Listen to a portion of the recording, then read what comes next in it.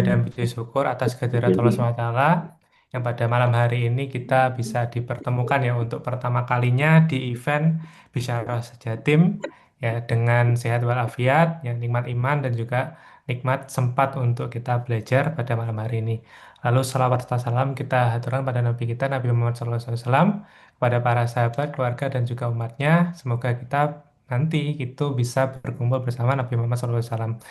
Oke, sebelum acara kita mulai, Bapak Ibu semuanya, ya minta tolong ya, coba komen di kolom komentar atau boleh di-rename dulu ya namanya dari daerah mana aja ini kalau boleh tahu. Silahkan diketik dulu atau di-rename namanya. Nama lengkap lalu regional gitu. Ini saya rename juga nih.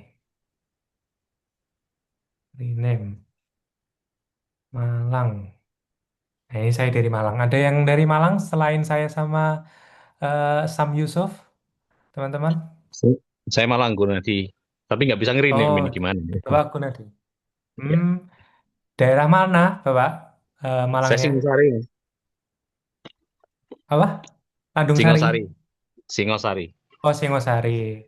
Oh, ini juga ada Mbak Rizka, Malang. Oke. Yang dari Jakarta ada? Daerah Barat? Daerah Barat ada. Oh, ada Bu Sabrina. Lalu ada siapa lagi di sini? Oh, Pak Remen ya. Oke, dan alhamdulillah ya dari berbagai daerah kita pada malam hari ini bisa berkumpul. Oke, sebelumnya ya teman-teman semuanya, insya Allah pada malam hari ini kita akan membahas ya terkait utang ya. Utang bunga Indonesia yang fantastis ya nilainya sangat optimis dari tahun ke tahun ya selalu naik. Yang terakhir kalau kita lihat di flyer itu kan senilai 599 triliun rupiah ya mau 600 ya nggak tahu kalau sekarang berapa nanti mungkin akan dibedah juga sama sama Ustadz Yusuf ya dan itu dampaknya kita nanti juga akan belajar gitu ya. Dampaknya apa sih untuk kita para pengusaha gitu ya tentunya dari mungkin aja Bapak Ibu ada yang baru mulai berbisnis ataupun sudah sudah mulai berbisnis lalu merasa kok ekonomi sekarang itu semakin sulit dan gimana ya caranya bisnis saya itu bisa tetap sustain gitu ya, lalu juga bisa berkembang gitu ya tanpa adanya modal eh, apa modal dari bank gitu ya. Oke. Nah, untuk ini kalau boleh tahu ya, Bapak Ibu semuanya di sini tahu informasi hari ini itu dari apa? Dari Instagram kah atau dari WhatsApp atau dari mana? Boleh boleh diketik dulu, Bapak Ibu. Atau dari teman, dari WA. Oke, ada lagi dari grup Mas. Oke, sebelumnya ada yang sudah join grup Bisaroh ya? Bisaroh ID udah ada ya? Sepertinya banyak juga ya dari grup sana. Dari Facebook dan grup, Alhamdulillah. Oke. Nah, harapannya Bapak Ibu semuanya dari kita belajar pada malam hari ini itu, eh, oh ini ada dari anak ya. Ya ini Bapak saya, Bapak Ibu. Ya Bapak saya ikut Alhamdulillah juga. Ya, kita belajar bareng. Nah, Oh iya. apa harapannya Bapak Ibu semuanya ya dari kita belajar pada malam hari ini? Silahkan diketik atau ngomong langsung juga boleh. Apa harapannya?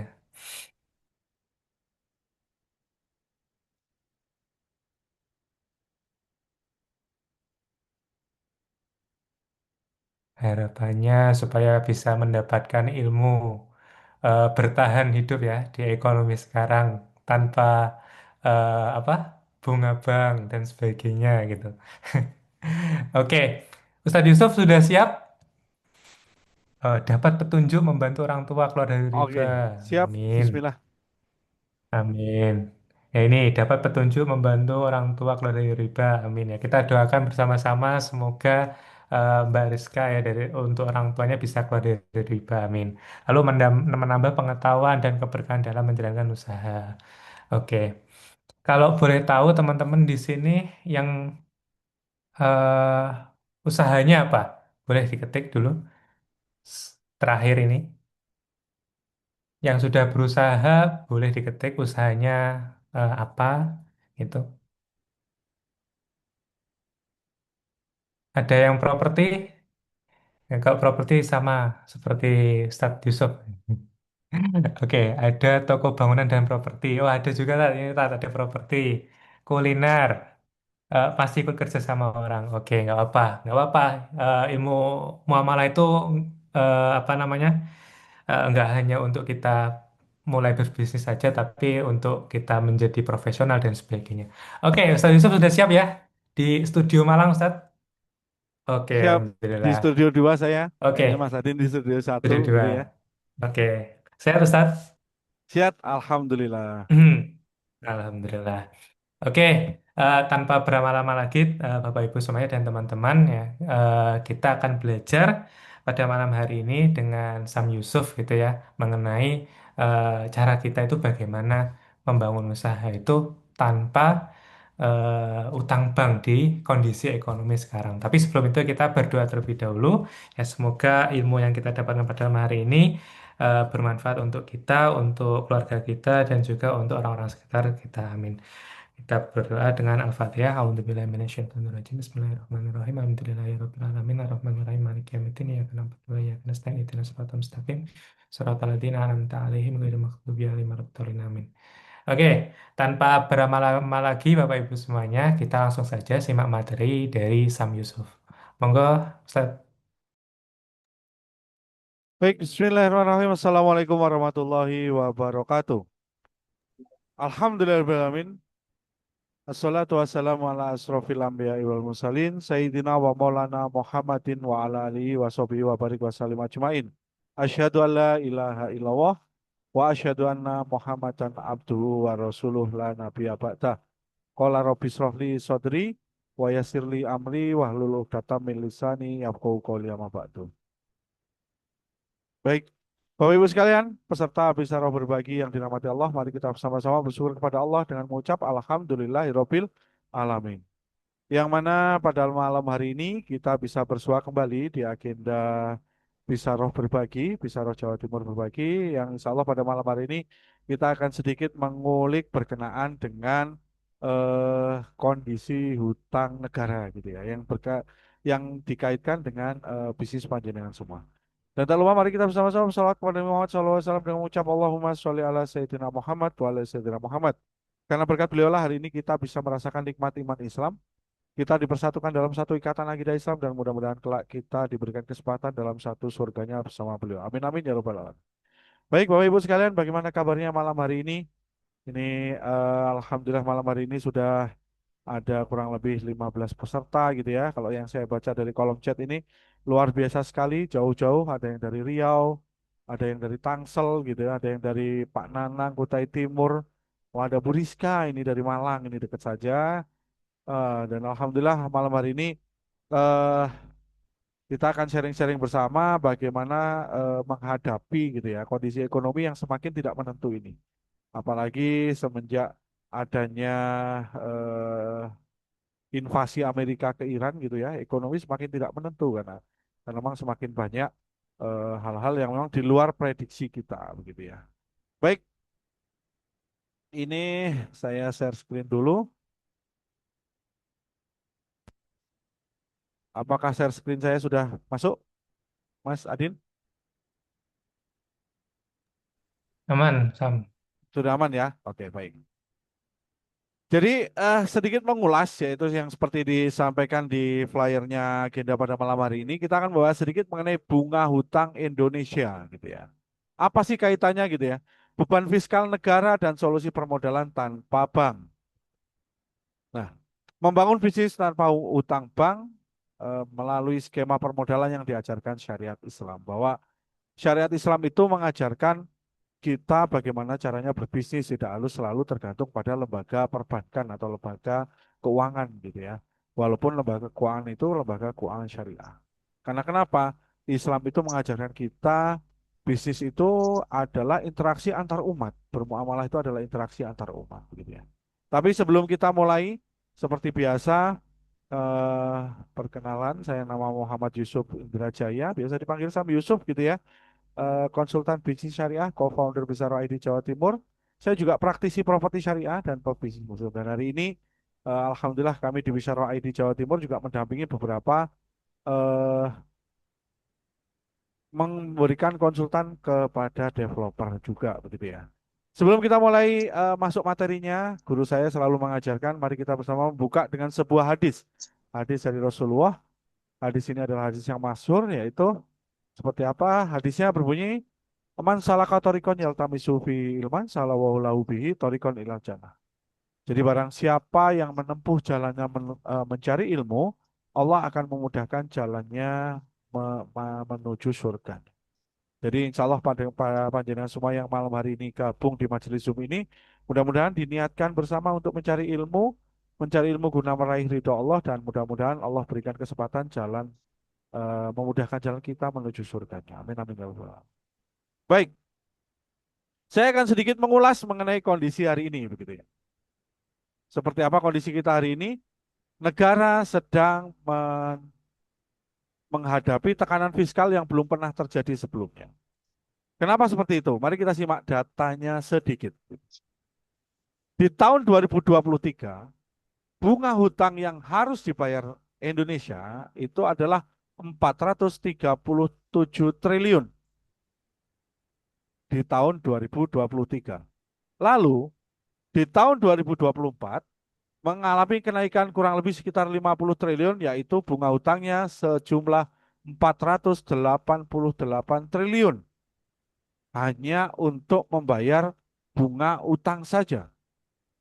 Dan di tahun 2025, berapa nilainya? Nilainya melonjak lagi kurang lebih 70 triliun, 552 triliun rupiah.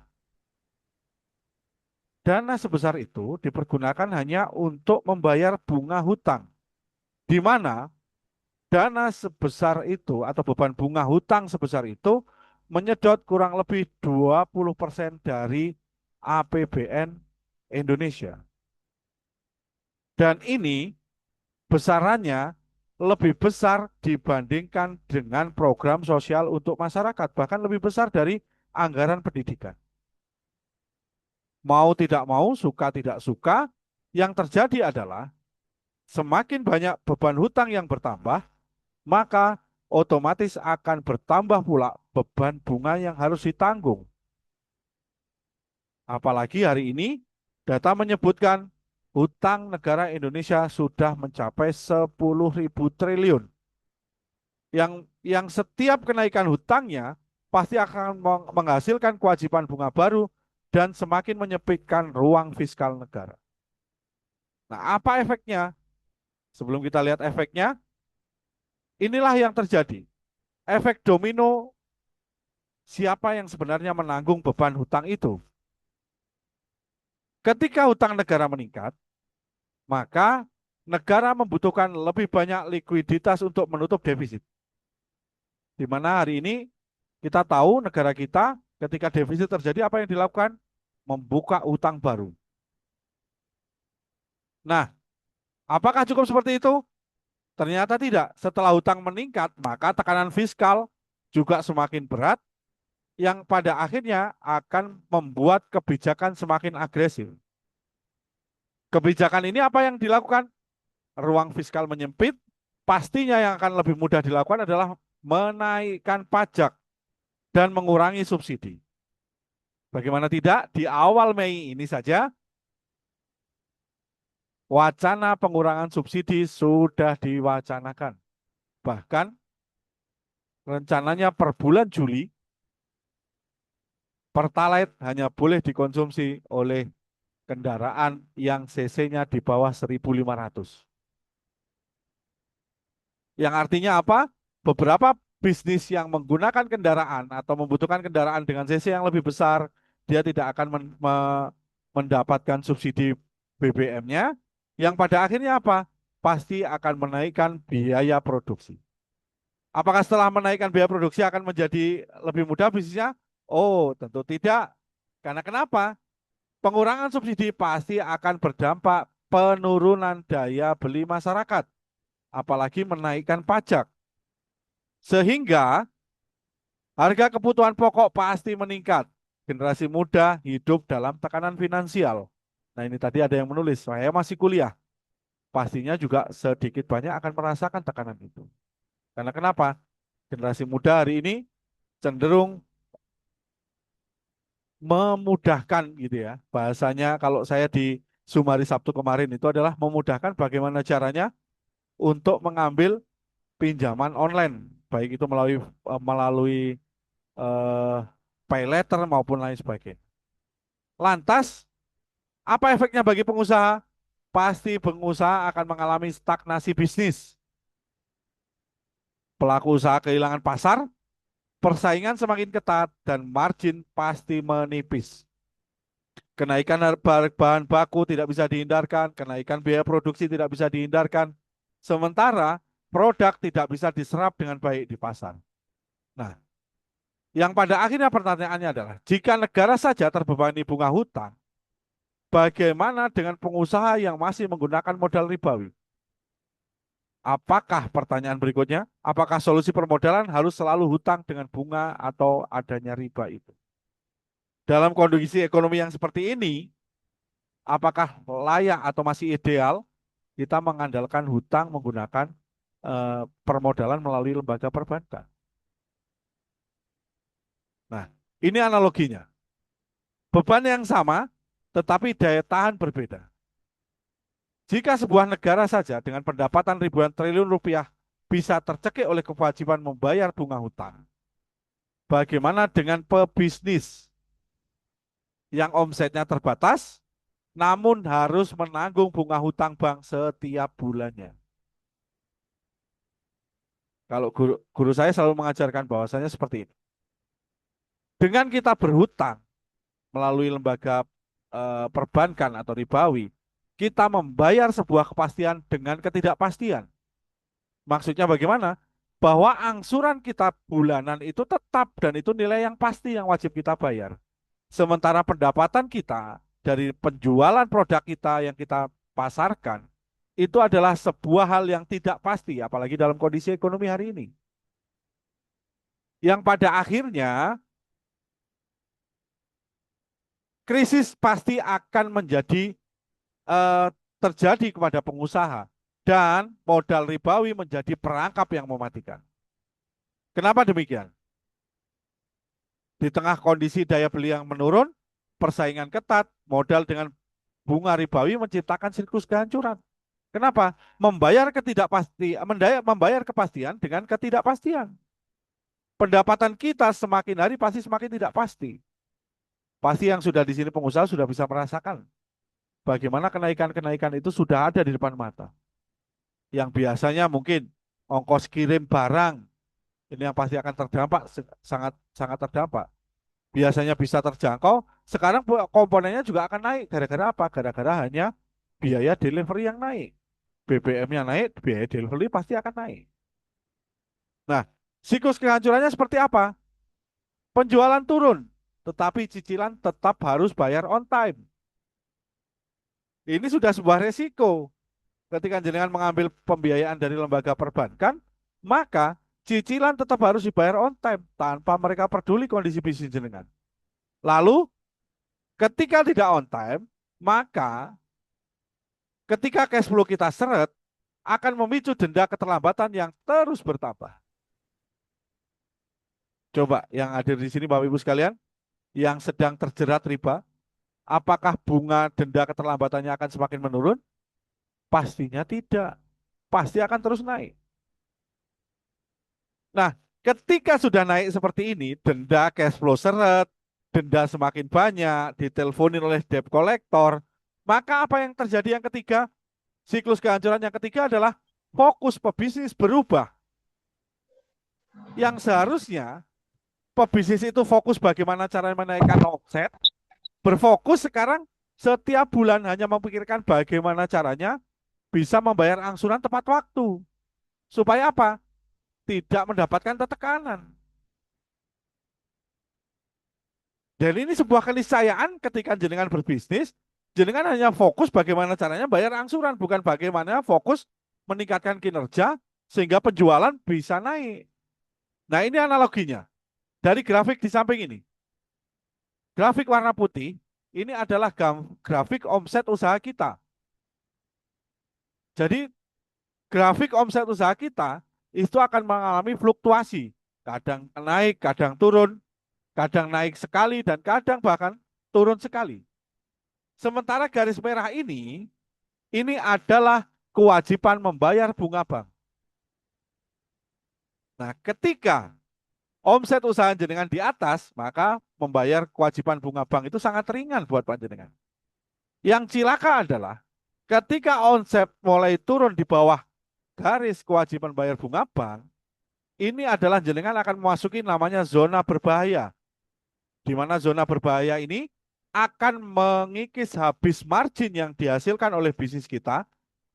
Lalu apa yang terjadi? Pasti akan mengambil modal dan setelah itu tekanan terhadap psikis kita pasti akan naik. Kenapa? Marginnya nggak ada, modal terkikis, sementara omset semakin turun. Nah, tekanannya pasti akan semakin berat buat panjenengan semua. Ketika mental sudah semakin tertekan, maka apa yang terjadi? Hanya memikirkan solusi jangka pendek. Bukan tidak mungkin, malah membuka peluang utang baru. Nah, akibatnya adalah banyak pebisnis hari ini yang terjebak gali lubang tutup lubang. Bahkan lebih parah dari itu, bukan gali lubang tutup lubang, tapi gali lubang nutup empang. Kenapa? Semakin banyak lubang utang yang dibuka, sementara utang yang lama masih belum tertutup. Dan akhirnya apa? Bisnis mati bukan karena bisnisnya jelek, melainkan karena tekanan pembiayaan pembayaran hutang. Coba panjenengan semua yang hari ini yang merasakan itu. Sudahkah fokus jenengan berubah dari yang fokus yang awalnya panjenengan semua bagaimana caranya menghasilkan omset, menaikkan penjualan, tapi sekarang fokusnya berubah. Dalam kondisi ekonomi hari ini, jenengan fokusnya berubah apa? Memikirkan bagaimana caranya membayar angsuran tepat waktu. Nah, dari hal yang tadi, saya mencoba menyimpulkan beberapa hal gitu ya. Saya menyimpulkan 3 hal. Mengapa banyak pebisnis muslim terjerat menggunakan solusi ribawi ini? Realita di lapangan menunjukkan pebisnis seringkali mengambil keputusan fatal karena 3 hal ini. Yang pertama, ambisi ekspansi. Merasa bahwa bisnisnya cepat berkembang, terus kita pengennya expand lebih cepat. Padahal kita lupa pondasi yang kita tata belum kuat untuk menopang itu semua. Karena belum tentu ketika jenengan membuka satu bisnis untung, lalu membuka satu bisnis dengan proyeksi keuntungan yang cukup, lalu membuka bisnis yang kedua dengan proyeksi yang sama akan melipat gandakan proyeksi keuntungan. Belum tentu itu terjadi. Yang mungkin pasti terjadi apa? Mumetnya pasti nambah, keruwetan usahanya pasti nambah. Apalagi jenengan bisnisnya bukan dengan sebuah sistem yang sudah kuat. Ini yang pertama. Terus yang kedua, kebutaan literasi. Maksudnya apa? Menganggap hutang bank atau bermodal dengan permodalan dari perbankan itu adalah umum dilakukan. Jadi kalau ketika kita mau mendapatkan modal bagaimana? Ya udah datang aja ke bank. Dan itu umum dan semua orang pasti akan mengatakan itu. Pebisnis-pebisnis yang lainnya di luar sana pasti kalau butuh modal apa yang dilakukan? Pasti dia akan datang ke bank. Dan itu umum dilakukan. Nah, setelah menganggap itu sebuah keumuman, lalu menganggap itu menjadi solusi satu-satunya. Jadi ketika kita pengen punya tambahan modal, kita pengen ekspansi, solusi satu-satunya apa? Ya udah lewat lembaga perbankan. Nah, dan diperparah lagi, tidak pernah belajar yang namanya ilmu fikih muamalah dalam berbisnis. Bukan hanya kurang, bahkan bisa jadi juga tidak belajar. Coba saya pengen tahu yang sudah hadir di dalam sini, yang sudah berbisnis. Sudahkah panjenengan semua pernah belajar fikih muamalah dalam berbisnis? Padahal jenengan semua sudah turun ya di pasar. Bahkan Sayyidina Umar di zaman kekhalifahan beliau, beliau itu melarang seorang pebisnis atau penjual masuk ke pasar sebelum apa? Sebelum dia belajar fikih muamalah. Karena dikhawatirkan apa? Dikhawatirkan dia akan terjebak riba. Nah, ini yang kedua, kebutaan literasi. Terus yang ketiga, seringkali ini nih yang paling utama penyebabnya adalah ini. Ilusi solusi. Maksudnya bagaimana? Maksudnya begini. Menggunakan hutang bank dengan bunga yang kita hitung semisalnya per tahunnya 5%. Dan kita memprediksi bisnis kita itu mendapatkan keuntungan dalam setahun itu adalah 20%. Sehingga beranggapan margin yang kita peroleh menutupi untuk membayar hutang bunga itu. Nah, ini kekeliruan yang terbesar. Karena kenapa? Jenengan baru akan mendapatkan keuntungan dalam sebuah proyek bisa jadi akan di akhir tahun. Tapi jenengan lupa bahwa di bulan pertama setelah jenengan terima pembiayaan atau permodalan itu, di bulan keduanya jenengan sudah harus membayar angsurannya itu beserta bunganya. Sementara keuangan dari proyek panjenengan atau bisnis panjenengan belum terkumpul. Nah, inilah yang terjadi ketika jenengan mengambil permodalan melalui perbankan. Ditambah lagi salah prediksi keuangan. Akibatnya apa? Ketika salah dalam memprediksi keuangan, bisnis yang bagus bisa tumbang. Banyak bisnis gagal bukan karena tidak laku produknya, tapi karena kurangnya pemahaman strategi keuangan. Nah, strategi keuangan ini sebuah hal yang penting dalam pengelolaan bisnis. Kami pernah mendapati sebuah bisnis, besar sekali bisnisnya, ketika kita hitung, ternyata bisnis itu sebenarnya untung, tapi apa yang terjadi bisnis itu stagnan? Ternyata bisnis itu stagnan karena adalah running out of cash. Cashnya habis, sementara bisnis stagnan akhirnya. Nah, bukan soal bisnisnya tidak bagus, bisnisnya bagus. Tapi karena dia running out of cash dan gagal melakukan strategi keuangan yang benar, yang terjadi apa? Ya bisnisnya akhirnya mandek. Dan pada akhirnya kemarin terancam bisnisnya gagal dan alhamdulillah kemarin kita berikan pendampingan atas izin Allah, ya mulai bergeliat lagi bisnisnya. Nah, lalu bagaimana syariat melihat ini? Nah, kita ngomong. Sebenarnya secara syariat Islam, solusi untuk permodalan itu ada beberapa hal. Jadi di Zoom kali ini saya akan mengangkat dua hal saja. Yang pertama, berkenaan dengan riba. Riba itu bukan sekedar dosa individu. Jadi sebelum kita ngomongin solusi, jenengan semua juga harus paham dulu mengenai riba. Riba itu apa sebenarnya? Riba itu bukan sekedar dosa individu. Karena kenapa? Islam tidak hanya melarang riba, tapi mendiagnosisnya sebagai sistem yang rapuh dan tidak menghadirkan solusi yang nyata atau hanya menghasilkan solusi yang semu. Jadi adanya riba yang ada di permodalan bank saat ini atau hari ini itu adalah solusi yang semu. Kalaupun jenengan sukses karena permodalan perbankan itu juga hanya sementara. Karena kenapa? Sejatinya kegagalan itu senantiasa menghantui panjenengan. Kenapa begitu? Ini kita simak. Karena kenapa? Allah berfirman di surah Al-Baqarah 275 yang berbunyi, Allah menghalalkan jual beli dan mengharamkan riba. Wa ahalawahul bai'a wa harrama riba. Jadi Allah sudah menghalalkan jual beli dan mengharamkan riba. Jadi otomatis ketika ada riba di sana, secara tidak langsung karena sudah itu adalah hal yang diharamkan Allah, maka itu juga tidak akan memberikan solusi yang nyata buat panjenengan di dalam berbisnis. Dan lebih parahnya lagi adalah Allah tutup ini di surah Al-Baqarah juga dari mengenai riba itu dimulai dari Al-Baqarah 275 dan ditutup di Al-Baqarah 279. Apa itu? Jika kamu tidak menimbalkan riba, maka umumkanlah perang dengan Allah dan Rasulnya. Ancamannya bukan main-main. Karena kenapa? Ancamannya adalah jenengan perang dengan Allah dan Rasulnya.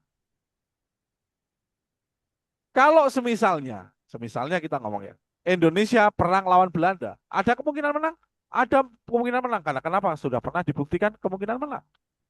Kalaupun harus misalkan perang, kayak seperti hari ini, Iran itu kalau dilihat, mungkin statistiknya perang lawan Amerika juga akan kalah. Tapi faktanya apa? Iran bisa menang. Karena kenapa? Perangnya masih sama manusia. peluang menang itu masih ada walaupun nggak besar misalkan.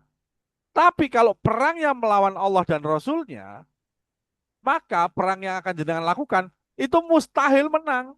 Bukan hanya nol, mustahil untuk menang. Karena kenapa? Perangnya lawan Allah dan Rasulnya. Allah simpel aja ngomongnya kan. Ah, keluar kamu dari kolong langitku. Ah, udah selesai kan kita. Kita mau pindah ke kolong langit yang mana lagi? Begitu. Nah, kenapa kok sampai syariat itu melarang tentang riba itu? Ada dampak sistemiknya. Nah, ini beberapa di antara dampak sistemik riba itu. Yang pertama, kekayaan dikuasai hanya segelintir orang.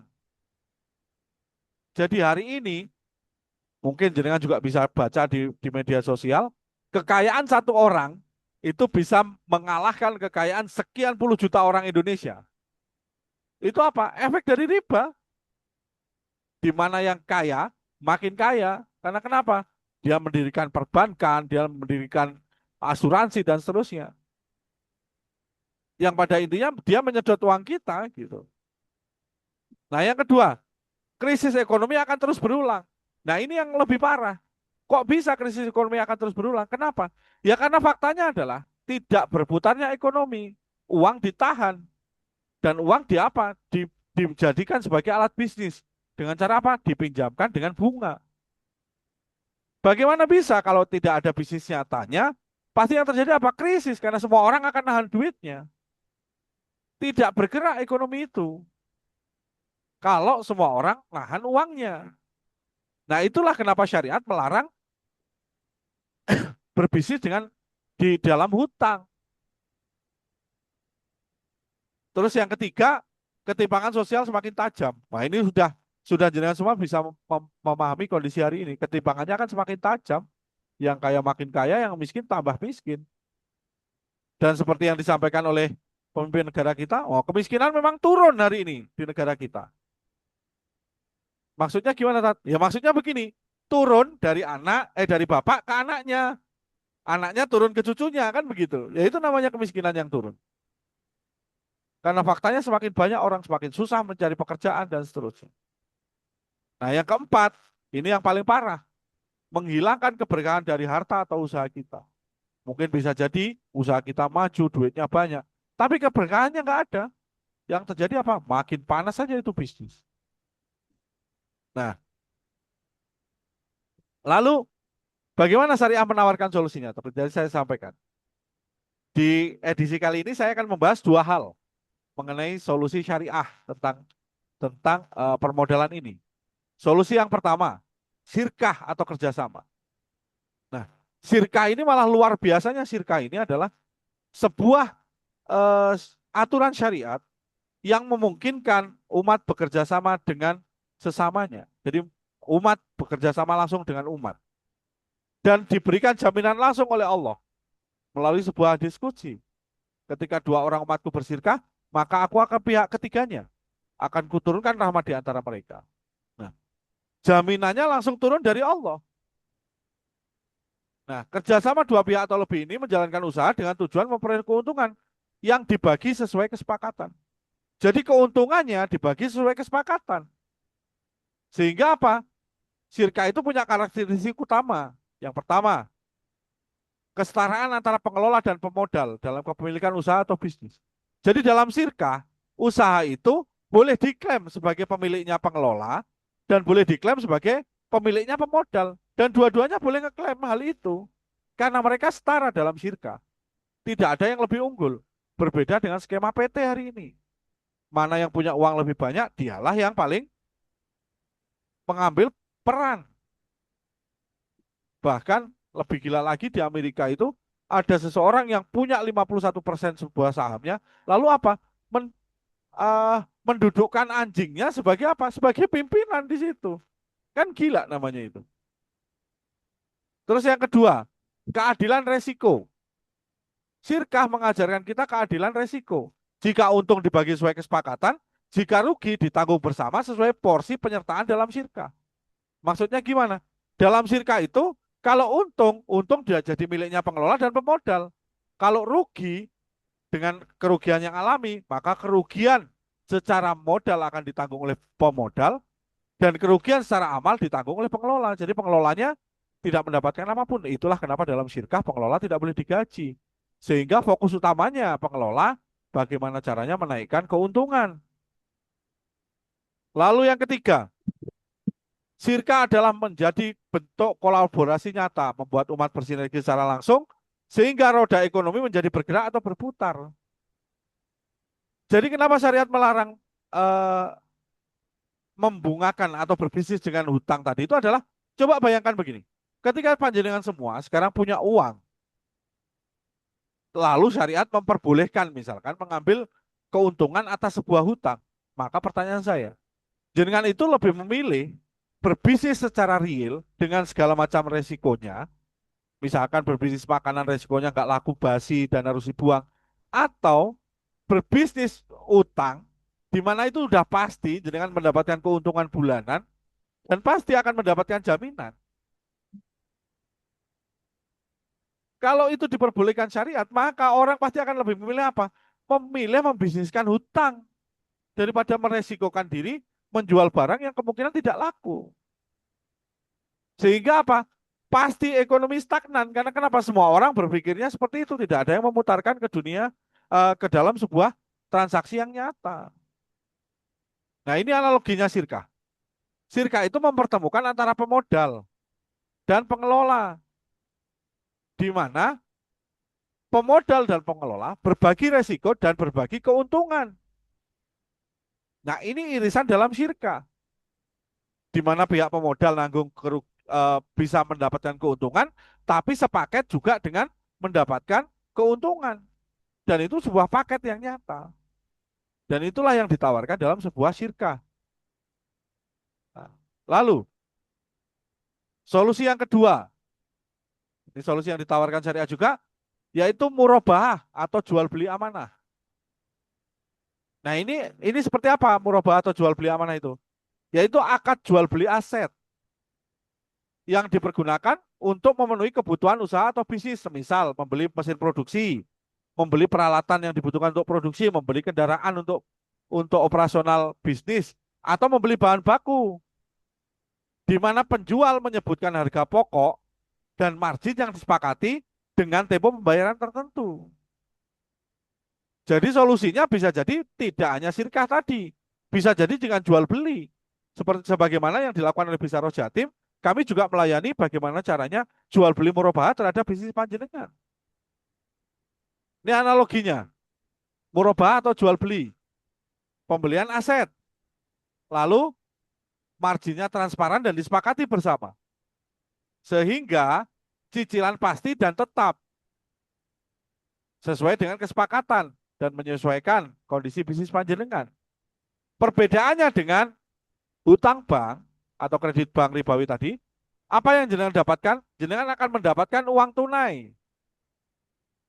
Nah, pada saat jenengan mendapatkan uang tunai, maka akan muncul dua hal. Yang pertama, akan muncul biaya tersembunyi dan bunga fluktuatif atau floating rate.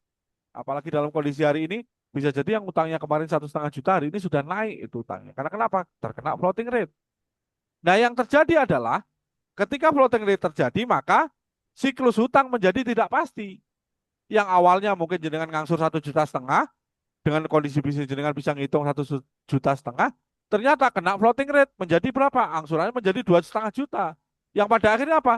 Membuat bisnis jenengan kocar kacir. Dan itu sudah hal yang mahfum dan saya temuin di beberapa pendampingan yang kami lakukan. Nah, perbedaan utamanya adalah kenapa murabahah lebih baik daripada kredit bank ribawi? Yang pertama adalah dalam jual beli murabahah itu basisnya adalah aset, bukan pinjaman uang. Sehingga ketika jenengan melakukan jual beli murabahah yang dilakukan apa? Jenengan akan mendapatkan barang ataupun peralatan ataupun bahan baku sesuai kebutuhan produksi atau kebutuhan bisnis. Berbeda halnya ketika jenengan mendapatkan uang tunai. Kebanyakan pebisnis itu ketika mendapatkan kredit ribawi tidak mempergunakan dana tersebut untuk 100% bisnisnya. Melainkan apa?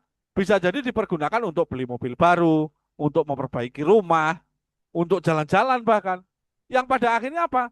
Keluar dari niatan awal untuk menambahkan modal. Nah, lantas yang kedua, kalau dalam murabahah marginnya pasti dibandingkan dengan bunga fluktuatif. Margin atau keuntungan murabahah itu sudah dikunci dari awal sampai akhir. Yang disepakati, meskipun kondisi ekonomi berubah, meskipun terjadi gonjang-ganjing ekonomi seperti hari ini, maka dalam murabahah keuntungannya tetap pasti, tidak terjadi namanya floating rate. Nah, itulah murabahah. Lalu yang ketiga, transparan versus biaya tersembunyi. Dalam murabahah, karena fiksasi keuntungannya sudah pasti, marginnya sudah pasti, angsurannya sudah pasti, maka akan memberikan kepastian bagi panjenengan atau pebisnis untuk apa? Untuk menerapkan strategi keuangan atau cash flow keuangan dalam bisnis. Jenengan bisa memprediksi berapa yang harus dikeluarkan bulan depan, berapa yang harus dikeluarkan dalam dalam 6 bulan ke depan. Itu semuanya bisa diprediksi dengan baik. Sehingga strategi keuangan jenengan bisa rancang dari awal. Termasuk proyeksi bisnisnya bagaimana, proyeksi penjualannya bagaimana, strategi keuangannya seperti apa. Nah, itu bisa dilakukan lebih awal dibandingkan dengan tadi adanya floating rate misalkan atau adanya biaya tersembunyi, mau dilunasi di tengah jalan kena kena penalti, telat kena denda, yang pada akhirnya apa? Pasti keuangan jenengan akan berantakan. Nah, adanya aturan syariat ini bukan dalam rangka mempersulit jenengan bisnis, tapi syariat itu menjadikan bisnis jenengan bagaimana caranya supaya menghasilkan bisnis yang dengan keuntungan dan keberkahan juga di dalamnya. Susah banget sih kayak itu mau ngutang aja susah. Enggak, dalam syariat itu aturannya dibuat supaya apa? Menguntungkan jenengan dan memberikan keberkahan. Karena datangnya keberkahan itu atas ridhonya Allah. Lah ridho Allah datang itu adalah ketika jenengan menjalankan bisnis sesuai dengan syariat Islam. Jadi mustahil jenengan mengomong ini adalah sebuah berkah dalam bisnis saya, tapi bisnisnya jalannya amburadul. Tidak pernah belajar bikin muamalah misalkan. Nah, ini makin kacau balau. Nah, nah ini diagnostik sistem ribawi syariat versus syariat Islam gitu ya. Fokus utamanya, kalau sistem ribawi fokus utamanya adalah menagih bunga hutang. Nah, ini udah pasti ya. Tapi kalau kaidah syariat Islam menjaga keberlangsungan usaha dan keberkahan. Fokus utamanya bisnis apa? Keberlangsungan usaha dan keberkahan di dalamnya. Karena kerugian itu misalkan dalam sebuah bisnis kita jalankan terjadi kerugian. Kalau jenengan tertib, pencatatan keuangannya baik dan seterusnya, rugi itu nggak tiba-tiba langsung loss. Pasti ada proses dan itu bisa dianalisa. Nah, syariat mengajarkan itu. Berbeda kalau dengan jenengan utang bank, mau rugi mau enggak jenengan harus bayar segitu gitu. Itu yang pertama. Lalu mengenai resiko. Kalau dalam utang ribawi, resiko itu pasti akan menjadi resikonya peminjam atau debitur. Resiko utamanya pasti akan jenengan yang nanggung. Nah, sementara kalau dalam syariat Islam atau dalam solusi syariat, resiko itu kalau dalam syirkah menjadi tanggungan bersama. Kalau di dalam syirkah menjadi tanggungan bersama apa maksudnya? Menjadi tanggungan bersama pemilik bisnis. Pemilik bisnis itu siapa? Pemilik bisnis ya pemodal, ya pengelola. Dua-duanya adalah pemilik bisnis. Gitu.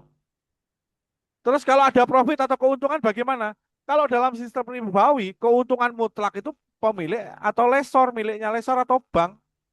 Mau jenengan rugi, mau jenengan jungkir balik, usahanya bangkrut, jenengan tetap harus bayar itu. Bunganya segitu dan keuntungan mereka itu. Bahkan kadang-kadang gilanya lagi adalah di tahun pertama jenengan membayar angsuran untuk tempo waktu tertentu, tahun pertama itu pokoknya saja belum kurang. Nah, kalau dalam syariat Islam, keuntungan itu fluktuatif. Maksudnya fluktuatif apa? Kalau dalam syirkah, maka menyesuaikan hasil atas pengelolaan usaha. Bisa naik, bisa turun. Tapi kalau dalam skema jual beli murabahah, jenengan sudah bisa memprediksi bagaimana keuntungannya. Karena kenapa? Karena keuntungan dari murabahah sudah ditentukan dari depan, tidak pernah berubah. Sehingga ketika jenengan misalkan beli bahan baku 10.000, setelah diolah-olah menjadi 15.000, dijual 20.000. Maka keuntungan jenengan 5.000. Dan itu akan terus continue seperti itu. Bahkan ketika pun jenengan menaikkan harganya menjadi 25, keuntungan jenengan tetap akan naik. Tapi sementara keuntungan di murabah akan tetap. Kan seperti itu. Nah, dampak cash flow-nya. Kalau sistem ribawi, pasti akan menekan dan menguras modal Anda pada saat krisis. Sementara kalau di dalam aturan syariat menjaga kesehatan arus kas operasional. Meskipun dalam bentuk murabah tadi, jenengan sudah bisa memprediksi sekian bulan tagihannya akan seperti ini. Tidak ada namanya fluktuatif. Dia akan bersifat tetap gitu. Dan dampak sistemiknya adalah kalau di dalam sistem ribawi menciptakan ketimpangan kekayaan, tapi kalau dalam kaidah syariat mendorong kolaborasi, sinergi dan distribusi harta antar umat. Jadi umat itu harus berbisnis ketemu dengan umat. Bukan umat nitipkan uangnya ke bank, lalu bank yang memutarkan lagi gitu. Nah, itu sistem syariat seperti itu. Nah, nah, disinilah peran penting dari seorang bisaroh gitu ya. Nah, bisaroh Jatim itu bukan hanya sekedar mengajarkan panjenengan sebuah teori, tapi mengajarkan sebuah ekosistem. Terutama bagaimana caranya hari ini itu ketika kami memberikan pendampingan, banyak pebisnis itu yang memiliki potensi luar biasa, tapi banyak di antaranya tidak sadar bahwa dia sukses by accident. Momennya tepat, pas bisnisnya memang lagi moncer gitu ya. Tapi secara secara pengelolaan bisnisnya itu bisa jadi ya tadi karena sukses by accident dia tidak paham beberapa hal. Nah, hadirnya bisa roh memberikan pendampingan buat panjenengan, entah itu dalam perbaikan bisnisnya maupun nanti kolaborator dengan investor. Di mana kami melakukan beberapa hal. Yang pertama, kami memberikan edukasi fikih muamalah, baik itu dengan kelas atau workshop atau seperti ini kita sharing. Itu bagaimana caranya kita memperbaiki bisnis supaya apa? Bisnis kita selalu on track dan sesuai dengan syariat. Nah, setelah bisnis kita on track sesuai syariat, lalu kita akan memberikan mentoring, memberikan pendampingan, konsultasi bisnis, memperbaiki akad-akadnya, supaya apa? Tadi tetap selalu on track. Setelah jenengan belajar kan pasti juga belum tentu juga jenengan bisa menyerap ilmunya dengan cepat.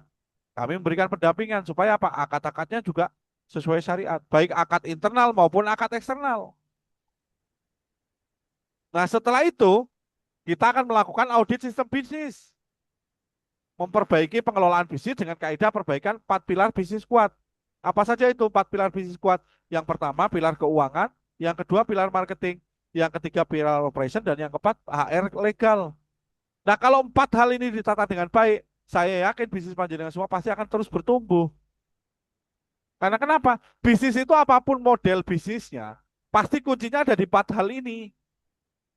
Keuangannya harus bagus, marketingnya juga jalan, operationnya bisa tepat waktu, legalnya juga aman. Pasti bisnis ini akan terus bertumbuh kalau 4-4-nya itu diperbaiki. Nah, kendala utama yang selama ini saya temuin adalah banyak pebisnis muslim itu mereka punya kelebihan. Kelebihannya apa itu? Biasanya mereka males, terutama berkenaan dengan apa? Pencatatan laporan keuangan. Yang terjadi apa? Ya udah semuanya itu dipasrahin ke orang saja. Coba yang jenengan hadir di sini yang sudah punya bisnis. Ada di sini bisnisnya yang sudah lebih dari 2 tahun. Boleh di kolom chat. Terus yang jenengan sudah berbisnis lebih dari 2 tahun. Pertanyaan saya, apakah jenengan paham dengan laporan keuangan yang ada di dalam bisnis panjenengan? Atau malahan jenengan menyerahkan itu kepada orang lain untuk dikelola?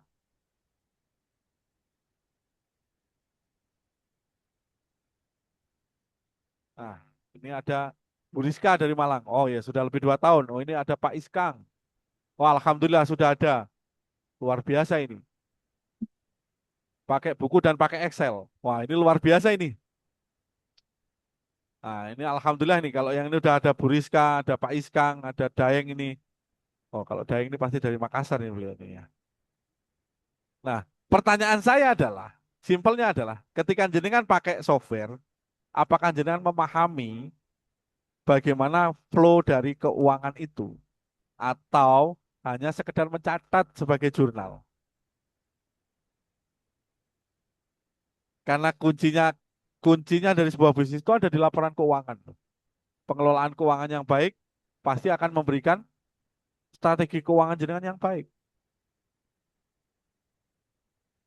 Nah, ini Bu Rizka lagi mempelajari ini. Pakai aplikasi rata-rata ya. Pakai buku dan Excel. Wah, ini luar biasa ini Pak Iskang ini. Bapak atau Ibu ini. Kalau pakai Excel sebenarnya saya nggak masalah. Kami pun juga di sini kalau masih keuangannya kecil, bahkan yang keuangan yang besar pun di perumahan yang kami dampingin itu, pengelolaannya kami dampingin menggunakan Excel. Tapi strategi keuangannya dengan benar gitu. Apalagi kalau jenengan bersirkah gitu. Lalu, yang keempat, kita juga memberikan bisnis reference atau matchmaking. Jadi panjenengan semua yang bisnisnya sudah kita verifikasi, bukan tidak mungkin kami juga mereferensikan panjenengan kepada pemodal-pemodal atau investor yang sudah jaringan yang sudah ada di kami. Nah ini analoginya. Ini bisnis Anda di tengah. Lalu jenengan semua belajar edukasi fikih bisnis untuk bagaimana caranya jenengan menjalankan bisnis sesuai kaidah syariat Islam. Nah setelah jenengan diberikan pengajaran di kelas, lalu kami berikan konsultan bisnis syariahnya, mentoring bisnis. Bagaimana caranya menjalankan ilmu tadi, menselaraskan dengan bisnis panjenengan. Nah, sembari menselaraskan bisnis panjenengan dengan kaidah syariat yang benar, lalu kita audit dan perbaikan bisnisnya. Nah, ketika ini sudah jalan, berarti jenengan sudah siap, maka leverage dan matching investor. Nah, itulah ekosistem yang Sbisaro ID Jawa Timur yang saat ini sedang dikembangkan. Sehingga apa? Bisaro memberikan sebuah perbaikan buat panjenengan. Nah, langkahnya seperti apa? Bisaro ID Jawa Timur punya misi yang luar biasa kami emban, yaitu apa? Menyelamatkan pengusaha dunia dari harta haram. Maksudnya gimana, Ustaz? Maksudnya adalah harta haram itu bukan soal harta yang dicuri, tetapi bagaimana jenengan mendapatkan keuntungan. Keuntungan dari bisnis panjenengan itu sesuai dengan syariat Islam, tidak ada pelanggaran syariatnya. Karena dikhawatirkan ketika ada pelanggaran syariatnya, maka harta yang jenengan dapatkan dari bisnis itu meskipun bisnisnya halal, berpotensi menjadi harta yang haram. Nah, kalau hartanya yang jenengan dapatkan dari bisnis tadi adalah harta haram, maka harta itu kalau disedekahkan juga ditolak. Dipakai berangkat haji, kira-kira hajinya diterima nggak? Dipakai nafkah untuk keluarga, kira-kira itu nafkahnya jadi nafkah yang halal apa yang haram? Nah, makin ruwet kan mengenai harta itu, kalau kita mau gali lebih dalam. Nah, lalu 4 hal yang bisa jenengan lakukan untuk perbaikan dalam bisnis. Kalau jenengan sudah terlanjur terjebak dengan sistem ribawi tadi. Langkah transformasi bisnisnya apa saja? Yang pertama, pelajari akad bisnis syariah. Tujuannya apa? Menata mindset bahwa pengusaha muslim wajib menerapkan kaidah syariah dalam bisnis. Pelajari akad syariah, akad syirkah, akad jual beli, akad ijarah, dan lain sebagainya. Tujuannya apa? Tidak ada pelanggaran syariat dalam bisnis panjenengan. Nah ini utama ini. Kenapa? Karena jenengan semua nanti dihisapnya bukan dengan hukum negara, tapi dengan hukum syariat.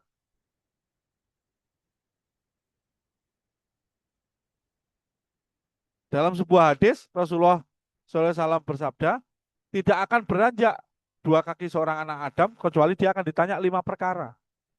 Perkara pertama, umurnya dan masa muda.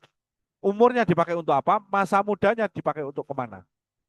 Yang ketiga, hartanya didapat dari mana? Dan dibelanjakan kemana yang keempat? Lalu yang kelima, ilmunya dimanfaatkan untuk apa? Pasti akan dimintai pertanggungjawaban atas 5 hal itu. Nah, harta pertanyaannya 2. Didapat dari mana, lalu dibelanjakan kemana? Nah, harta ini berkenaan dengan pengelolaan bisnis panjenengan. Keuntungan yang jenengan dapat, pertanyaannya 2 nanti. Nah, lalu setelah akad bisnis dipelajari, apa yang dilakukan? Perbaiki tata kelola bisnis. Dengan jalan apa? Memperbaiki setiap akses pengelolaan bisnis dengan menyelaraskan aspek 4 kunci bisnis kuat tadi dan mempersiapkan scale up bisnis. Nah, cara scale up bisnis itu bagaimana? Banyak mungkin ya yang kita temuin, kita tanya, bisnisnya untung nggak? Untung, untung, untung, untung. Dapatnya dari mana?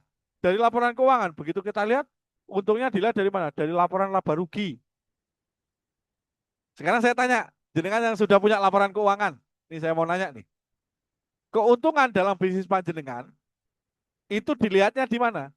Di laporan arus kas, atau di laporan jurnal transaksi, atau di laporan laba rugi? Coba, coba ditulis, di chatting. Keuntungan bisnis jenengan itu kelihatan untung apa tidak, dilihat dari mana? Nah, ini pertanyaan menarik nih. Apakah di laporan keuangan yang mencatatkan di sana terlihat terlihat keuntungan yang which is bisa kita maknai itu adalah sebagai laporan laba rugi, atau di mana keuntungan bisnis itu bisa dilihat? Monggo boleh di chat. Nanti jadi bahan diskusi kita. Lalu yang ketiga, apa yang ketiga? Bangun ekosistem kolaborasi. Jadi ketika jenengan sudah mulai memperbaiki bisnis, jangan lupa bangun ekosistem kolaborasi. Dengan tujuan apa? Mulai membangun sinergitas antar sama pebisnis muslim. Bergabung dengan komunitas bisnis syariah, dan temukan partner usaha yang sevisi. Ini yang paling penting nih. Ketika jenengan mau kerjasama sama orang, temukan partner usaha yang satu visi. Jangan sampai bisnis jenengan bertumbuh di tengah jalan terjadi ribut atau bahkan jenengan ditendang dari sana. Lalu yang keempat, ubah mindset bisnis Anda. Nah, ini yang paling utama nih. Salah satu juga. Bahwa bisnis hari ini bukan hanya soal untung atau rugi semata, melainkan menjadi penentu surga atau neraka panjenengan kelak di akhir hayat. Jadi bisnis jenengan ini juga menjadi sebuah ibadah. Karena kenapa? Jangan sampai bisnis kita hanya berfokus apa? Untung, untung, untung, untung saja. Tapi kita lupa apakah untung atau apa untung yang kita terima ini sesuai syariat apa tidak. Nah, itu yang paling utama. Nah, ini dari laporan laba rugi, dari laporan laba rugi, dari laporan laba rugi. Nah, oke. Nanti kita jawab ya, di sesi tanya jawab nanti. Benarkah laporan laba rugi itu menggambarkan bisnis kita sedang untung? Oke, menarik ini ya. Nah, ini penutupnya, membangun bisnis menjemput ketenangan. Beban hutang baik di tingkat negara maupun bisnis terbukti telah menciptakan tekanan yang menghancurkan. Syariat Islam hadir memberikan solusi untuk bertumbuhnya sebuah bisnis dengan menghadirkan ketenangan dan keberkahan bagi pelakunya. Jadi hadirnya syariat itu membawa ketenangan buat panjenengan semua. Karena kenapa? Seperti Allah SWT berfirman bahwa wa ma arsalnaka illa rahmatan lil alamin. Jadi Islam hadir itu untuk rahmat bagi seluruh alam. Rahmat itu bisa hadir karena apa? Karena ketenangan di panjenengan, bagaimana jenengan menjalankan bisnis sesuai syariat, maka rahmatnya itu bisa hadir. Dan ketenangan itu adalah puncak dari sebuah pencapaian ketika jenengan menjalankan bisnis. Buat apa bisnisnya besar? Kalau jenengan, kalau bahasa Jawanya itu kemerungsung. Kemerungsung itu apa? Wis pokoknya ruwet aja adanya itu. Nah, kan lebih baik kalau bisnisnya besar dan tenang, kan begitu ya? Gitu. Keberkahan usaha bukan tentang seberapa besar keuntungan yang diraih, melainkan ketaatan dan ketundukan terhadap aturan syariat dalam menjalankan bisnis. Jadi keberkahan itu hanya bisa hadir ketika jenengan taat dan tunduk menjalankan aturan syariat dalam bisnis panjenengan. Bukan sekedar sebuah jargon saja. Wah, ini bisnis rezeki anak sekolah nih. Jadi keberkahan itu hanya bisa hadir ketika jenengan taat dan tunduk dengan aturan syariat dalam menjalankan sebuah bisnis. Begitu dari saya akhirin. Wassalamualaikum warahmatullahi wabarakatuh. Saya kembalikan kepada moderator. Silakan Mas Adwin. Waalaikumsalam warahmatullahi wabarakatuh. Alhamdulillah Bapak Ibu dan teman-teman semuanya ya. Sangat membuka pikiran kita ya, dari tadi masalahnya dari utang negara, lalu dampaknya seperti apa dan juga solusinya gitu. Nah, sebelum masuk ke sesi tanya jawab diskusi, nah saya mau memperkenalkan dulu ya, Bisyarah Jatim itu apa sih dan berangkatnya dari mana sih gitu. Nah, ini apakah sudah muncul Bapak Ibu untuk PPT-nya? Sudah muncul ya, insya Allah. Oke, nah jadi Bisaroh Jawa Timur, ya, atau Bisaroh Jatim singkatnya, itu kami berangkat dari dua pertanyaan ya Bapak Ibu semuanya. Yang pertama, ya, apa yang dikeluhkan ya, pemodal jika bertemu dengan pengelola, lalu juga apa yang dibutuhkan pengelola jika bertemu dengan pemodal. Nah, kedua ini ya antara pengelola dan juga pemodal ya pastinya mereka bertemu itu untuk satu tujuan yang sama, yaitu adalah tujuan untuk berbisnis. Tapi masalahnya Bapak Ibu, ya masalahnya itu pemodal bilang ya sulit menemukan pengelola bisnis yang kompeten, amanah, dan juga profesional gitu ya. Dan tahukah Bapak Ibu semuanya ya apa yang dikatakan oleh pengelola? Ya, yaitu sulit banget dapat modal bisnis dari investor. Jadi saling ada masalahnya nih antara pengelola dan juga pemodal gitu. Nah, makanya di sini bisa Roh Jatim ya itu hadir Bapak Ibu semuanya menjadi jembatan ya yang mempertemukan pengelola dengan investor dengan memberikan edukasi bermuamalah secara syariah dan memberikan pendampingan bisnis kepada pengelola agar amanah dan profesional. Di sisi lain juga mengedukasi pemodal bagaimana menyalurkan modalnya kepada pengelola yang tepat sehingga pengelola dan juga pemodal bisa berkolaborasi dengan sistem syirkah atau kerjasama bisnis dalam Islam gitu ya. Yang pada akhirnya nanti kedua belah pihak akan tersolusikan masing-masing gitu. Nah, eh, dan kami juga gitu ya, 2 bulan lagi insya Allah kita akan ada workshop Bapak Ibu ya silahkan eh, kalau Bapak Ibu berkenan untuk ikut, nah kita ada workshop di tanggal 25 Juli 2026 hari Sabtu ya. Itu di Kota Malang, di satu hotel Kota Malang. Nanti akan diinformasikan oleh admin jika Bapak Ibu mendaftar gitu ya. Lalu untuk waktunya ya dari pukul 8 sampai setengah 5 sore, full day gitu ya. Bersama pastinya Sam Yusuf gitu ya co-founder dari Bisaro Jatim, ya konsultan bisnis syariah, praktisi properti syariah, dan juga pengusaha. Lalu ada Ustadz Firly, ya insya Allah nanti kita juga akan sharing bersama Ustadz Firly. Beliau adalah seorang founder dan CEO Bisaro Jatim, lalu penghulu syariah syariah, ketua Islamic Business Coaching, angkatan 45 dan 6, dan juga penulis buku Udah Sirkain Aja, dan pengusaha muslim. Dan nanti juga akan saya mendampingi beliau-beliau ini gitu ya. Gitu. Nah, untuk informasinya ini Bapak Ibu ya, untuk investasinya insya Allah di bulan Mei ini ya, jadi kurang beberapa hari ke depan ya, bulan Mei akan selesai. Nah, itu kita ada harga penawaran dari 600.000 sampai 600.000 untuk satu orang, 1 juta untuk 2 orang. Lalu nanti di bulan Juni itu ada 800.000 untuk satu orang dan 1.200.000 untuk 2 orang. Dan nanti terakhir di bulan Juli itu 1 juta untuk satu orang dan 1.800.000 untuk 2 orang. Nah, fasilitas yang Bapak Ibu dan teman-teman yang akan dapatkan itu pastinya ada coffee break ya dan juga makan siang. Lalu kita akan ada di meeting room hotel, lalu ada buku udah sirkain aja, lalu ada free konsultasi ya selama 1 jam yang bernilai 2 juta dan juga potensi menjadi referensi pemodal ya. Ini syarat dan ketentuan berlaku nanti kalau Bapak Ibu memenuhi syarat dan ketentuannya akan kita preferensikan ke para pemodal gitu. Nah, ini untuk linknya Bapak Ibu bisa simpan dulu atau screenshot atau bisa di-scan. Itu nanti barangkali setelah kelas ini atau beberapa kelas ke depan atau sudah siap untuk mengikuti itu nanti bisa mengisi formulirnya atau untuk informasi lebih lanjut bisa langsung menghubungi admin gitu ya. Terbatas hanya untuk 30 peserta.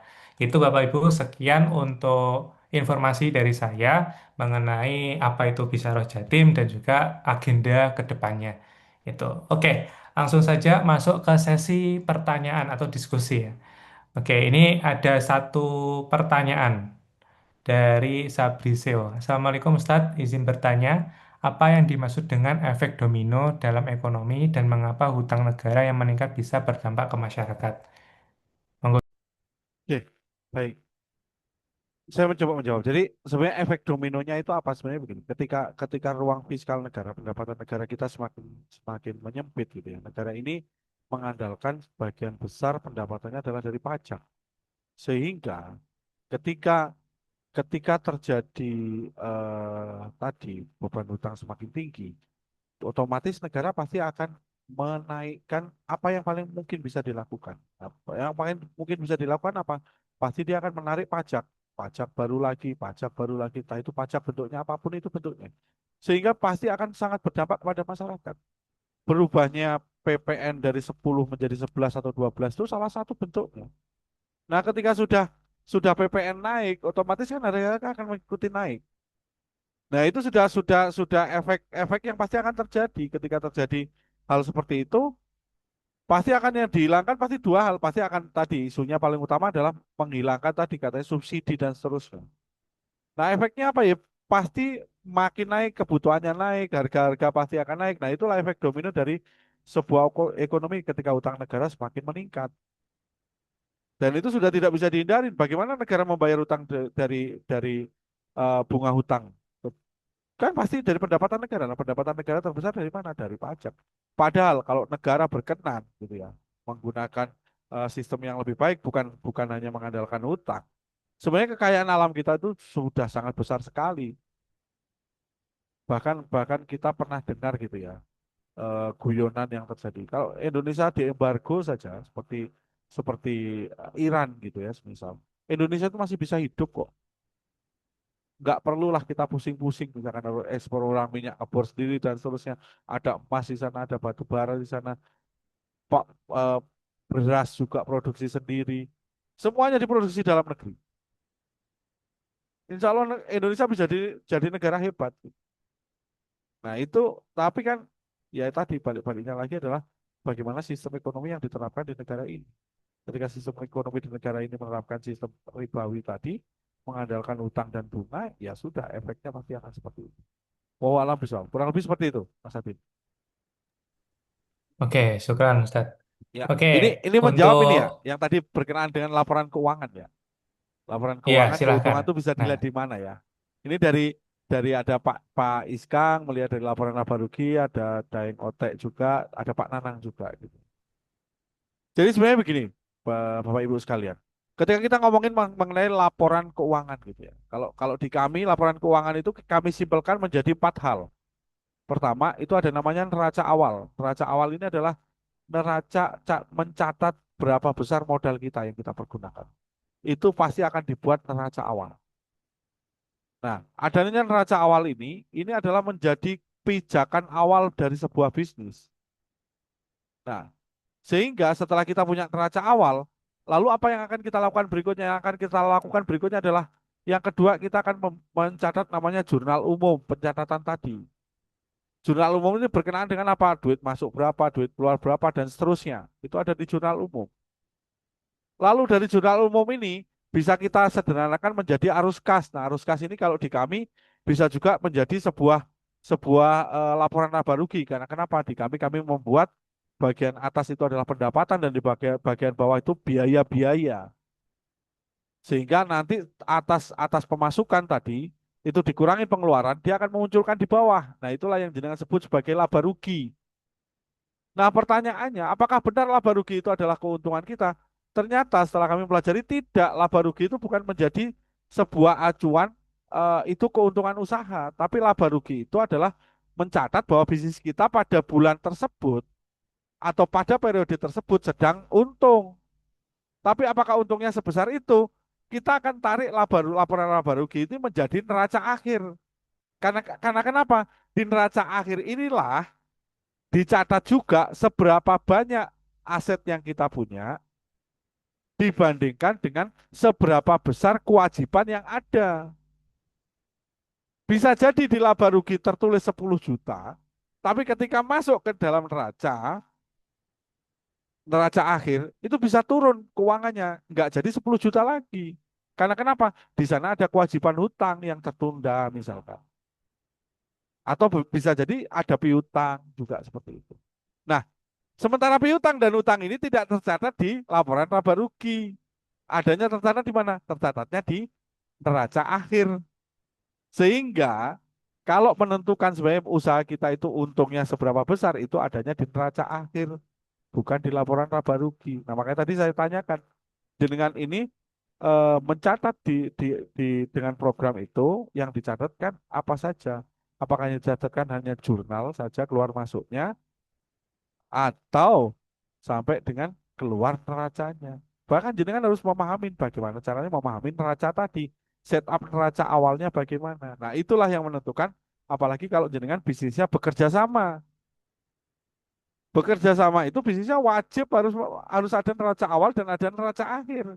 Dan bagi hasilnya ada di neraca akhir, bukan di laba rugi.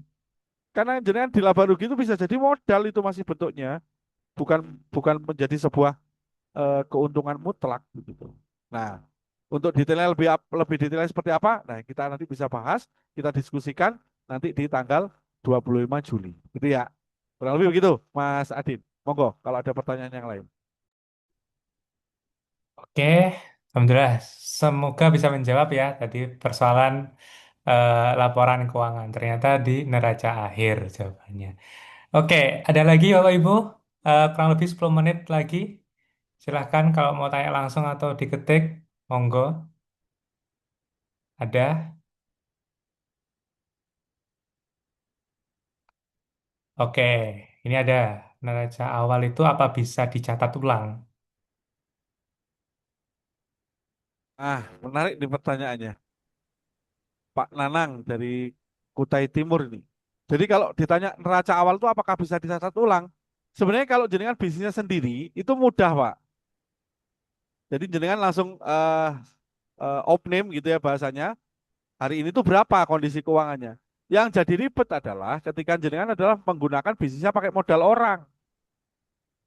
Nah, artinya bisa diartikan ketika jenengan berbisnis dengan modal orang atau jenengan berbisnis dengan orang lain yang itu bisa kita katakan itu adalah syirkah, maka ketika jenengan mau mencatatkan neraca awal ulang, itu berarti jenengan harus menghentikan kerjasama yang ada, lalu mencatat keseluruhannya itu, lalu membuat asumsi baru terhadap apa? Terhadap pengelolaan modal yang sudah berjalan. Apakah kondisi hari ini benar-benar modal yang sudah dijalankan tadi mendapat keuntungan, atau bahkan sebaliknya modalnya malah mengalami penyusutan. Nah, kalau paling enak itu kalau bisnisnya itu kalau kalau sendirian itu mau buat neraca awal ya udah di audit ulang atas semua bisnisnya hari ini, atas semua harta yang ada dicatatkan sebagai modal dan itu dijadikan balance kanan dan kiri. Modalnya berapa dan asetnya berapa disama. Kalau itu sama ya sudah itu dianggap modal awal. Tapi kalau jenengan bekerja sama nggak bisa dilakukan seperti itu. Berarti harus dilakukan apa? Harus dilakukan yang namanya tadi bagaimana caranya mendudukkan posisi hari ini, apakah asetnya seperti itu dan modal yang dijalankan seperti apa, dan itu kita hitung ulang dan kesepakatannya bagaimana nanti atas bagi hasilnya. Nah, itu seperti itu Pak Nanang kurang lebihnya. Kurang lebihnya begitu, G, Mas Adin. Kita akan bahas detail nanti di tanggal 25 Juli insya Allah. Gitu Mas Adin. Oke, salah terjawab ya Pak Nanang dari Kutai Timur, jauh-jauh nih. Gitu. Semoga bisa datang ke Malang juga, Pak. Oke, lanjut Pak Iskam. Silahkan Pak Iskam. Assalamualaikum warahmatullahi wabarakatuh. Selamat malam dari Bandung. Waalaikumsalam Pak Iskan. G. Ya, terima kasih pencerahannya. Malam-malam hujan begini jadi tercerahkan, hangat karena informasi yang kita terima cukup memanaskan sedikit isi kepala. Saya jadi bertanya ya. Tadi kan saya sebut laba rugi ternyata eh, apa neraca akhir ya. Eh, Menarik. Eh, saya mengenai aset, saya ingin tanya mengenai aset ya. Aset kita itu kan harus kita catatkan ya dalam hal syirkah. Nah, aset yang kita catatkan tadi, kalau dalam sistem jurnal, apakah bisa dimasukkan aset-aset yang kita syirkahkan itu, apakah bisa masuk dalam dalam eh, jurnal atau di neraca neraca seperti apa gitu. Aset ini apakah bisa bisa dijadikan modal atau seperti apa? Saya mohon pencerahannya karena eh, aset yang kita kelola itu yang kita sewakan untuk suatu bisnis rumah makan itu apakah bisa bisa menjadi sesuatu yang apa gitu. kalau khusus untuk aset. Sementara itu saja, terima kasih kesempatannya. Assalamualaikum warahmatullahi wabarakatuh. Waalaikumsalam warahmatullahi wabarakatuh. Oke, baik Pak Iskang. Saya mencoba memahami dulu apa yang Pak Iskang sampaikan. Jadi Pak Iskang ini sedang bekerja sama begitu ya. Terus ada aset yang memang dijadikan itu sebagai bentuk sebuah modal dalam kerjasama begitu ya Pak Iskang. Jadi sebenarnya gini, kalau di dalam syariat yang namanya modal itu adalah harta, gitu ya. Modal itu berbentuk harta. Apakah itu hartanya berbentuk berbentuk liquid money atau berbentuk aset gitu ya. Jadi sebenarnya kalau kalau hartanya berbentuk uang itu paling gampang. Tapi kalau semisal hartanya itu adalah berbentuk aset, maka aset itu dicatatkan nilainya, nilai jualnya, bukan nilai sewanya. Jadi kalau dimasukkan ke dalam sirkah, sebuah aset itu masuk sebagai nilai jualnya. Sehingga atas aset itu yang sudah dicatatkan nilainya menjadi modal kita, maka aset itu berubah kepemilikannya menjadi kepemilikan bersama. Kok bisa berubah menjadi kepemilikan bersama? Iya, karena kenapa? Karena kita sekarang mempunyai nilai modal atas aset itu. Contohnya misalkan, saya punya mobil harganya 70 juta. Lalu mobil itu kita catatkan sebagai modal. Maka di dalam neraca modal, dalam neraca keuangannya, di sisi sebelah kiri aset itu tertulis di situ ada kendaraan senilai 70 juta. Dan di sisi kanan itu ada modal saya senilai 70 juta. Sehingga nilai asetnya itu tetap dinilai 70 juta. Meskipun 5 tahun lagi misalkan nilai mobil itu turun. Maka modal saya tetap akan harusnya kembali senilai 70 juta. Nah aset itu kalau dalam berbentuk fisik, di dalam syirkah dia akan dicatatkan senilainya gitu ya. Dicatatkan dalam neraca nilainya itu. Apakah ditanya apakah masuk dalam jurnal? Kalau jurnal itu kita ngomongin masalah kas. Biasanya pencatatan jurnal keluar masuk itu ngomongin masalah kas. Nah, sementara aset kita yang tidak liquid tadi dia hanya dicatat sebagai nilai dan menjadi apa? Kepemilikan aset atas sebuah sirka. Sehingga kalau di dalam keuangan itu dia adanya di bawah itu aset tetap misalkan. Kalau bentuknya dia aset tetap berbentuk misalkan mobil atau rumah atau tanah gitu. Kalau aset lancar, misalkan kita punya barang bahan produksi dan kita taruh jadikan modal, itu adanya di aset lancar dan itu bisa habis, itu adanya di bawah kas kan begitu. Nah, kurang lebihnya seperti itu Pak Iskang. Jadi positioningnya aset itu kalau dijadikan modal dia adanya di neraca, bukan ada di jurnal. Kalau jurnal itu biasanya pengelolaan atas kasnya. Karena kenapa asetnya kan nggak mungkin keluar masuk ya. Yang keluar masuk adalah uang uang tunainya biasanya kan seperti itu. Wow, alam bisa kurang lebih seperti itu Pak Iskang.